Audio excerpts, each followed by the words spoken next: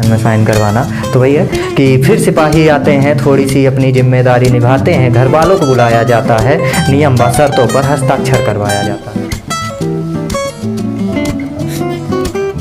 तो मैंने एक कविता लिखी थी, एक बूढ़ा आदमी है जो रिक्शा चला रहा है, उसी के बारे में है।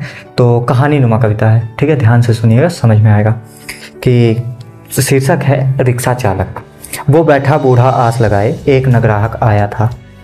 वो बैठा बूढ़ा आस लगाए, एक नगराहक आया था। दिन भर बैठा वो बेचारा, एक नवाहक पाया था। मैं बात कर रहा हूँ रिक्शा चालक की, हाँ, उस घर के पालक की, जिसके पूरे परिवार की जिम्मेदारी उसके मत्थे पर छाई है। जिसके पूरे परिवार की जिम्मेदारी उसके मत्थे पर छाई है। अरे देखो ना, इसके चेहरे पर कैसे झुर्रियाँ आई हैं। साइकिल पर कौन बैठे, अब मोटर का जो ज़माना था। अरे साइकिल में बैठने में शर्म लगे, वहाँ तो सबका बड़ा घराना था। आस लगाए लगाए बेचारा वो खो गया, आस लगाए लगाए बेचारा वो खो गया। देखो ना, घर का जिम्मेदार जिम्मेदारी खोजते खोजते सो गया।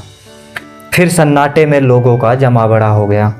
फिर सन्नाटे में लोगों का जमा बड़ा हो गया। देखा सब ने सोता हुआ वो, और नए विचारों का जन्म हुआ। सब पूछते थे एक दूसरे से, ये ऐसे क्यों सो गया।